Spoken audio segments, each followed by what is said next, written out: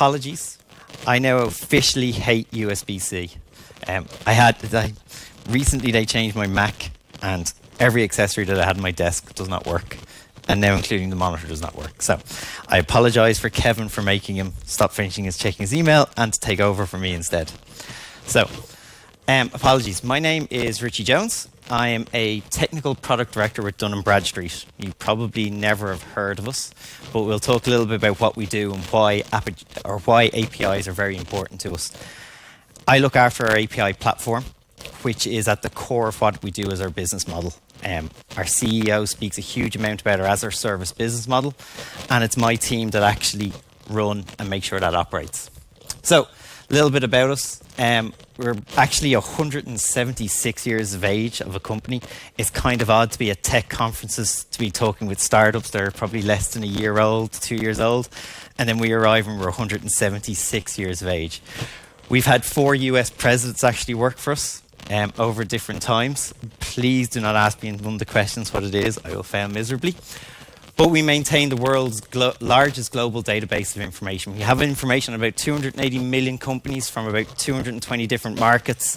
We collect about 30,000 different data sources, and I have roughly about 5 million updates a day on all of that data. And all that is made available through our API platform. Our main tagline is, we grow relationships through data.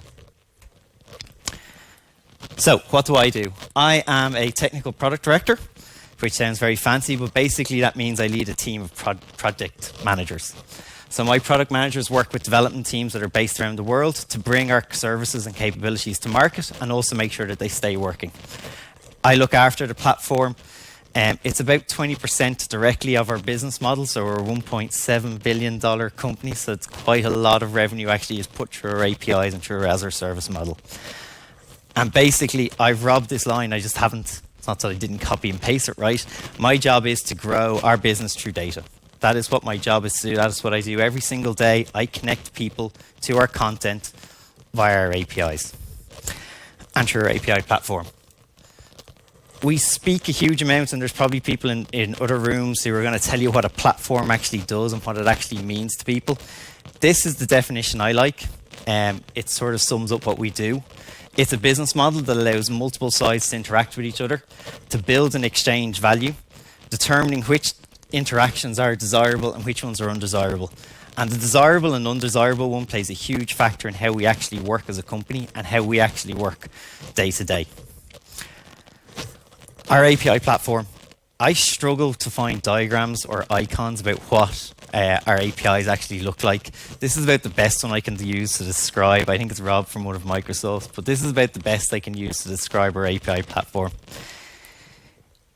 It sits in the middle. On the top, we have our API products, which is our direct products that we sell to consumers and companies to integrate with. Our UI products for customers who actually want to use our UI products and don't want to go and develop their own APIs. And our partners. So these are our third-party customers who we actually have embedded our services in their platforms to actually help grow their business model. It increases their value prop, which also then by definition increases our value prop along the way. And there are our consumers. At the bottom, we have our producers, and we have external producers where we're actually tied into other people's API platforms and actually drag content from them, and our internal ones, which is services and content that we're actually building ourselves. That is pretty much what my day spends. I spend my time moving between those 6 different boxes, between the platform, between our customers, and between our producers as well, trying to make them and bring new content, find out what's working, find out what's not working, talking to customers about their experience about using our APIs, talking to our internal teams who are the best source of actually getting feedback. They are normally the first ones that use all of our services, and they are the first ones to give us feedback. It is very easy for the development teams to get up and walk over to the product manager and give out to them. And that's what we actually welcome as part of our development process. So, a little bit about what I actually do to manage our platform and the 6 core things that are probably the most important in what we do every day in managing a platform. The first one is our roadmap. So being able to maintain a roadmap of what we're actually going to build, when it's going to be ready, who's going to be able to consume it, what that's going to mean. When you have consumers that are tied into your API platform and you start breaking it, that is not a great place to be. So to give you a case study, we are tied into the Apple Developer Network as one of our partners. If you want to become an enterprise developer on the Apple network, you have to use one of our services. When that goes down, you can't get on, and that slows down Apple's business model. I know this for a fact because one Friday night in March, our systems went down and someone decided to tweet Tim Cook and our CEO. So my CEO is a bad enough problem. We're a market cap of about $5 billion. Tim Cook's market cap is about 750 billion. That was not a pleasant Saturday morning to explain why we actually went down. Analytics, and this is actually where we didn't notice our problem. Can't emphasize enough how important analytics is to your platform. So actually be able to understand who's using it, what they're using it for, where they're using it, how often they're using it, is key to actually understanding your platform. This helps us make and drive decisions on what we're doing, whether we are going to expand a service, take it back, retire it, deprecate it. All are actually based on our analytics that we've built into the platform. Prioritization, which is key around making sure that we actually understand and can actually help our customers grow. So figuring out what the market's doing, where we need to be, what our partners and what our customers are actually looking for. That is key to what our day-to-day job is. Delivery. I couldn't work in a tech company and not talk about delivery. Delivery is key. So we actually make sure that our dev teams are delivering on time as expected to the quality that we actually work with. So we constantly are working with our development teams on a daily basis to understand there's no blockers, what their problems are, what their challenges are, and also some of the feedback. We build APIs. The developers that are going to use APIs every day. If they have feedback at the start that they don't like it, we take that really well. We listen to it and make sure that we understand where their feedback is coming from. Strategy. Around understanding and trying to predict where we need the platform to be. So for the last number of months, we spent a lot of time around scaling, making sure that our platform can scale to meet peaks and troughs as they come up with customers and as they go through their marketing campaigns, for instance. Feedback. There is a reason why there is a little man with a hard hat for feedback. It is not always pleasant going out and getting customer feedback. We have made some seriously good decisions and some not so good decisions at times. And it's about getting that feedback from your customers and listening and understanding what they're doing. My job is to grow relationships through data. And if we're impeding our customers from doing that, we're stopping them from making money, which stops us from making money, which makes my bosses very unhappy. So it is all around getting that feedback from your customers and talking regularly. Most of my team would probably spend about 25% of their time talking to customers, understanding what they're doing as they go through integrations, but also not just as we go through integrations. We have this fire and forget. In a lot of mentalities, you get customers, they're on their platform, you think, great, you leave them alone. That's not the best place to be. It's an ongoing engagement. It is an ecosystem. You're part of their ecosystem. You want to make sure you're growing with them as you go through this. So, some lessons that we've actually learned along the way. And we're going to use a tree model, which is nothing to do with the one that's here. So when we look at our API lifecycle, we actually break it up into 4 different parts. The first part is analyze, where we actually go out and analyze the market to understand what we're actually going to do. Why are we actually putting this API out?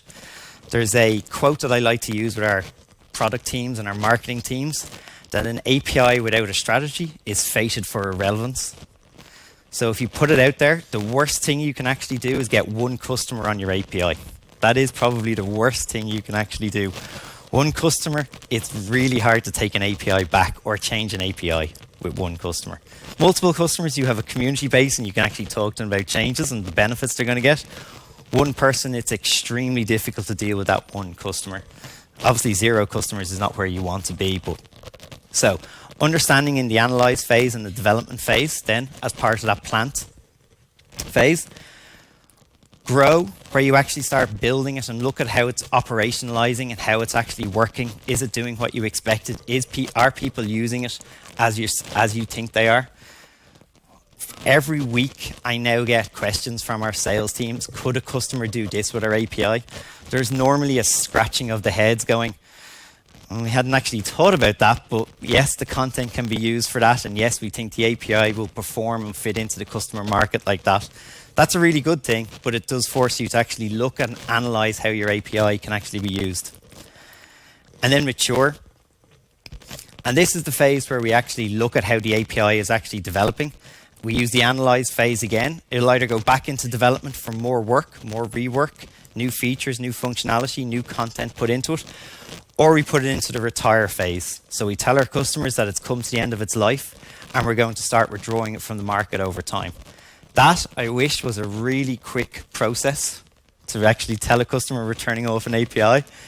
Normally what we've actually found is anywhere from 6 to 18 months to take an API from out of the market. That could be some of our customer base. That is just, you have to fit in with a customer's development cycle. So it's understanding all that as you actually work through it. That is some of the most important stuff that we've actually learned as we've gone along. And what happens when you actually follow this approach? I apologize for the fonts. So what we're actually trying to do, what we're trying to do is be part of a bigger ecosystem. We want our system to be part of our customers and to be part of their partner system, which allows them to actually find new partners and grow continuously and then continue to grow out from there. So where you end up is you end up in this huge platform ecosystem that we're part of, we're contributing to, we're using it as a supplier. So they're producing stuff for us that we're actually supplying to our customers, and that we're actually giving the customers the services that they need that we can actually do. That's where we want to be with our platform.